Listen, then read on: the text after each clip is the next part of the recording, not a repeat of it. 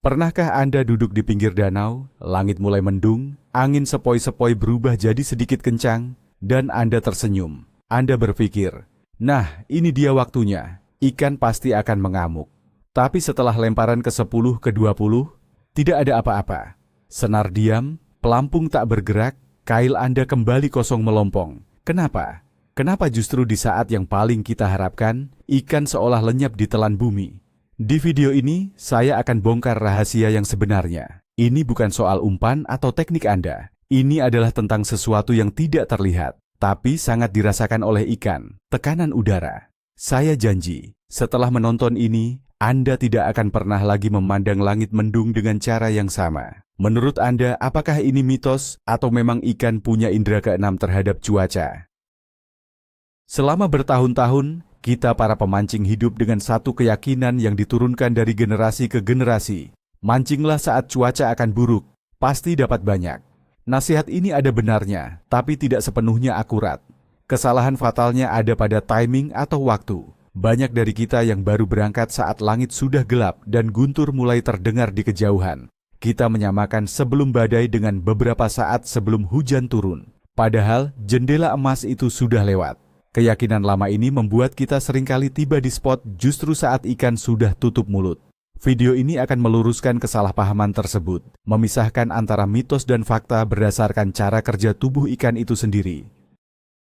Mari kita mulai dengan yang paling dasar. Apa itu tekanan udara atau tekanan barometrik? Bayangkan udara di atas kita sebagai sebuah lautan tak terlihat yang sangat besar. Lautan udara ini memiliki berat, dan berat inilah yang menekan semua yang ada di bawahnya, termasuk permukaan air danau atau laut. Inilah yang kita sebut tekanan udara. Tekanan ini tidak konstan, ia bisa naik dan bisa turun. Sekarang, bagaimana hubungannya dengan cuaca? Secara sederhana, tekanan udara yang tinggi biasanya berarti cuaca cerah dan stabil. Sebaliknya, tekanan udara yang turun dengan cepat adalah pertanda kuat bahwa cuaca buruk, seperti badai atau hujan lebat, sedang dalam perjalanan. Pemancing sering menyebut ini sebagai front cuaca yang mendekat. Perubahan inilah yang menjadi kuncinya. Lalu, pertanyaan terbesarnya, bagaimana mungkin ikan bisa merasakan berat udara yang berubah? Jawabannya ada di dalam tubuh mereka. Sebuah organ luar biasa yang disebut gelembung renang atau swim bladder. Anggap saja ini seperti balon kecil di dalam perut ikan. Organ ini membantu ikan mengatur daya apungnya, sehingga mereka bisa naik, turun, atau melayang di dalam air tanpa harus terus-menerus berenang. Gelembung renang ini sangat sensitif terhadap tekanan dari luar. Saat tekanan udara di atas air turun, tekanan air di sekeliling ikan juga ikut sedikit berkurang. Akibatnya, gas di dalam gelembung renang ikan akan mengembang, seperti balon yang sedikit membesar. Sebaliknya, saat tekanan udara naik, gelembung renang mereka akan sedikit mengempis. Nah, disinilah letak jendela emas yang sering disalahartikan. Ketika tekanan udara mulai turun secara perlahan, misalnya 1 atau 2 hari sebelum badai datang, ini adalah periode paling nyaman bagi ikan. Gelembung renang mereka sedikit mengembang, membuat mereka merasa lebih ringan dan aktif. Mereka bisa bergerak naik turun di kolom air dengan lebih mudah. Ini adalah sinyal biologis bagi mereka untuk mulai makan.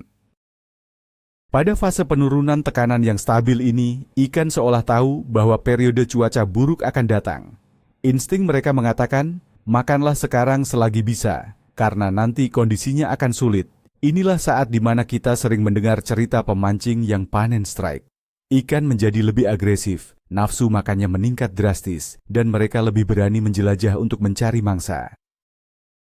Jadi, jika Anda melihat ramalan cuaca dan tahu bahwa dalam 24 hingga 48 jam ke depan akan ada badai, itulah waktu terbaik untuk pergi memancing. Bukan saat awan badai sudah terlihat di cakrawala. Pada saat itu, ikan sedang berpesta pora, mengisi perut mereka sebelum kondisi menjadi tidak nyaman. Sekarang, kita sampai pada inti masalahnya. Apa yang terjadi sesaat sebelum badai datang? Katakanlah, 1 atau 2 jam sebelum hujan deras dan angin kencang menerpa. Pada titik ini, tekanan udara tidak lagi turun secara perlahan, melainkan anjlok atau turun secara drastis dan cepat. Penurunan yang ekstrim inilah yang menjadi bencana bagi ikan. Bayangkan lagi gelembung renang di dalam tubuh ikan. Saat tekanan di luar anjlok begitu cepat, gas di dalam gelembung renang mereka mengembang dengan sangat cepat pula. Ini menyebabkan rasa sakit dan ketidaknyamanan yang luar biasa bagi ikan. Rasanya mungkin mirip seperti saat telinga kita terasa sakit ketika pesawat akan mendarat, tapi ini terjadi di seluruh bagian tengah tubuh mereka. Ketika ikan merasakan tekanan fisik yang menyakitkan ini, prioritas utama mereka bukan lagi mencari makan. Prioritas mereka hanya satu, bertahan hidup dan mencari cara untuk meredakan rasa sakit itu. Makan menjadi hal terakhir yang ada di pikiran mereka. Sama seperti kita, saat kita sakit kepala parah, kita pasti tidak nafsu makan, bukan? Jadi, apa yang mereka lakukan untuk meredakan tekanan ini? Mereka akan bergerak ke air yang lebih dalam. Kenapa? Karena semakin dalam mereka menyelam, semakin besar tekanan air di sekeliling mereka. Tekanan air yang lebih besar ini akan membantu menekan kembali gelembung renang mereka yang terlalu mengembang, sehingga mencapai titik keseimbangan dan mengurangi rasa sakit. Inilah alasannya kenapa sesaat sebelum badai, permukaan air terasa mati. Ikan-ikan tidak hilang, mereka hanya pindah. Mereka semua turun ke dasar atau mencari perlindungan di struktur dalam air. Mereka bersembunyi, mencoba menstabilkan diri, dan sama sekali tidak tertarik pada umpan secantik apapun yang Anda tawarkan. Mari kita gunakan sebuah analogi sederhana. Bayangkan Anda sedang menikmati makanan di restoran. Tiba-tiba, ruangan mulai bergetar hebat seperti gempa bumi. Apakah Anda akan melanjutkan makan, atau Anda akan segera mencari tempat berlindung di bawah meja? Tentu saja Anda akan mencari perlindungan. Itulah yang persis dilakukan oleh ikan. Jadi, ketika Anda berada di spot dan melihat langit menggelap dengan cepat, angin mulai menderu, dan gigitan ikan yang tadinya ada tiba-tiba berhenti total, itu bukan pertanda buruknya umpan Anda. Itu adalah sinyal bahwa Anda sudah terlambat. Ikan-ikan sudah masuk ke mode bertahan hidup dan turun ke dasar. Beberapa spesies ikan bahkan lebih sensitif daripada yang lain. Ikan seperti ikan mas atau lele yang memiliki organ Weberian, yaitu serangkaian tulang kecil yang menghubungkan gelembung renang ke telinga bagian dalam, bahkan bisa mendengar perubahan tekanan ini dengan lebih jelas. Mereka adalah yang pertama kali bereaksi. Mitos yang harus kita buang adalah, semakin dekat badai semakin bagus. Fakta yang benar adalah, penurunan tekanan udara yang stabil adalah saat terbaik, penurunan drastis adalah saat terburuk. Ini adalah perubahan kecil dalam pemahaman, tapi dampaknya pada hasil pancingan Anda akan sangat besar. Lalu apa yang harus dilakukan sebagai pemancing? Pertama, mulailah perhatikan ramalan cuaca, terutama grafik tekanan barometrik jika tersedia. Cari pola penurunan yang stabil selama 1 atau 2 hari. Itulah prime time Anda. Jangan menunggu sampai awan badai terlihat. Kedua, jika Anda sudah terlanjur berada di spot dan gigitan tiba-tiba berhenti saat cuaca akan memburuk, jangan buang waktu dengan terus melempar umpan di lokasi yang sama. Jika situasinya aman, coba ganti strategi. Gunakan teknik mancing dasar atau bottom fishing, karena kemungkinan besar ikan sedang berkumpul di sana. Namun, saran terbaik adalah, utamakan keselamatan. Saat badai benar-benar mendekat, dengan kilat dan angin kencang, tidak ada ikan yang sebanding dengan risiko keselamatan Anda. Momen kail kosong itu sebenarnya adalah sinyal alam bagi Anda untuk segera berkemas dan mencari tempat berlindung. Sebagai penutup bagian ini, ingatlah, mancing bukan hanya soal melempar umpan dan menunggu. Mancing adalah tentang memahami alam dan perilaku makhluk di dalamnya. Dengan memahami bagaimana tekanan udara memengaruhi ikan, Anda selangkah lebih maju dari pemancing lain yang hanya mengandalkan keberuntungan dan mitos lama. Jadi, mari kita simpulkan semuanya.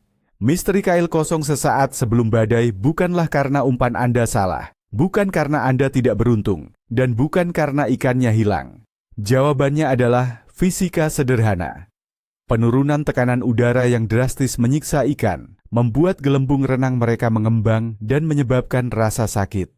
Prioritas mereka beralih dari makan menjadi bertahan hidup, memaksa mereka untuk menyelam ke air yang lebih dalam untuk menstabilkan diri.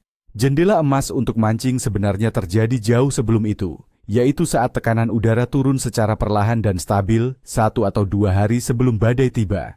Inilah momen aha yang sebenarnya kita selama ini salah mengartikan waktu sebelum badai. Kita datang di akhir pesta, bukan di puncaknya. Pengetahuan ini seharusnya bisa mengubah total cara Anda merencanakan perjalanan memancing. Anda tidak lagi bergantung pada mitos, tapi pada pemahaman tentang alam. Terima kasih sudah menonton sampai akhir. Jika video ini membuka wawasan baru untuk Anda, jangan lupa tekan tombol like dan subscribe agar tidak ketinggalan rahasia-rahasia mancing lainnya. Sekarang saya ingin tahu dari Anda, pernahkah Anda menyalahkan umpan atau spot pancing saat ikan mogok makan tepat sebelum badai? Tulis pengalaman jujur Anda di kolom komentar di bawah.